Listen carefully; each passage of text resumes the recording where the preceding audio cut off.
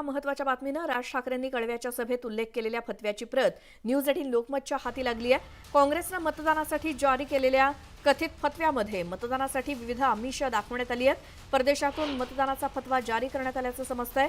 काँग्रेस मुस्लिमांचा खरा मित्र असल्याचा उल्लेख या फतव्यात करण्यात आलाय, तर फतव्याच्या माध्यमातून मुस्लिम मतदारांना विविध आर्थिक सवलत देण्यात येतील असा उल्लेख करण्यात आलाय।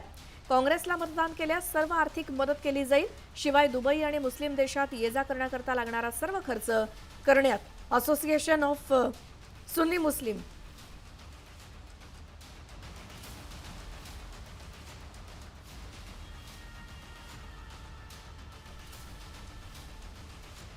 ही संघटना मदत करेल असा देखील दावा करण्यात आलाय। तर दुबई अमिरातमधील मुस्लिम संघटना आणि असोसिएशन ऑफ सुन्नी मुस्लिम संघटनेकडून हा फतवा जारी करण्यात आलाय।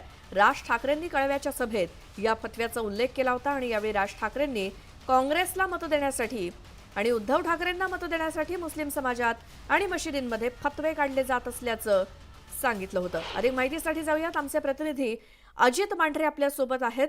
अजित, आपल्या हाती आलेली ही प्रत, त्यामध्ये नेमकं काय काय नमूद आहे?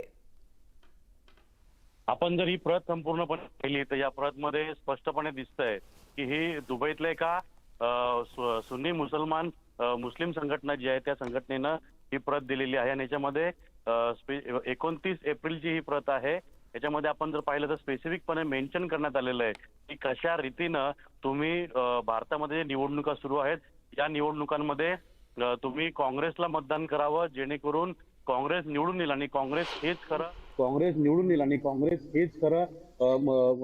जे मुसलमान आहेत त्यांचा मित्र आहे। आणि तुम्ही दुबई किंवा मुस्लिम देशामध्ये येणार असाल किंवा तुमची बुकिंग झालेली असेल तर तुम्हाला त्याचे संपूर्ण पैसे परत मिळतील। एवढं काय तर तुम्हाला आर्थिक मदत आहे ती देखील केली जाईल।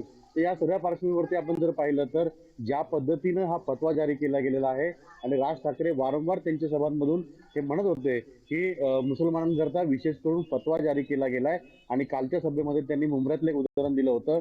याच पद्धतीनं हा संपूर्ण फतवा जर आपण पाहिला तर त्यामध्ये कर्नाटकसह संपूर्ण देशभरातील निवडणुका ज्या आहेत या निवडणुकांमध्ये तुम्ही काँग्रेसला मतदान करा आणि असोसिएशन ऑफ सुन्नी मुस्लिम ही संपूर्ण संस्था जी आहे ती संस्था तुम्हाला पूर्णपणे आर्थिक मदत करेल। तुमच्या जे काही तिकीट बुकिंग असतील, हॉटेल बुकिंग असतील किंवा तुम्हाला कुठली आर्थिक मदत असेल त्या सर्व गोष्टी तुम्हाला मदत करेल। आणि त्यानंतर त्यांनी खाली 3 लोकांचे नंबर दिलेले आहेत जे दुबईचे नंबर आहेत।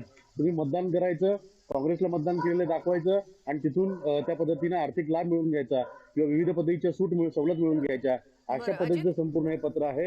याच्यामध्ये आपण जर पाहिलं तर दुबईमधून आलेलं हे पत्र आहे आणि दुबईचा जो ऍड्रेस आहे असोसिएशन ऑफ सुन्नी मुस्लिम, याच्यामध्ये त्यांनी 11 स्ट्रीट खलीद बिन वालिद रोड प्लॉट नंबर, त्यानंतर पुढे जाऊन हे दुबई युनायटेड अरब अमिरेट्स अशा पद्धतीचं हे पत्र आहे। त्या पत्रामध्ये ऍड्रेस आहे।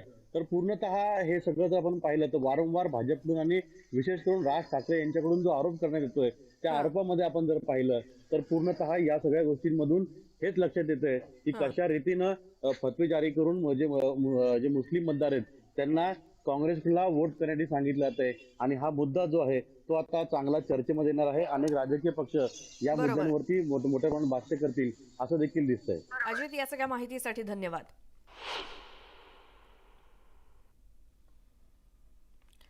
आणि आता बोलूयात, आज मतदान सुरू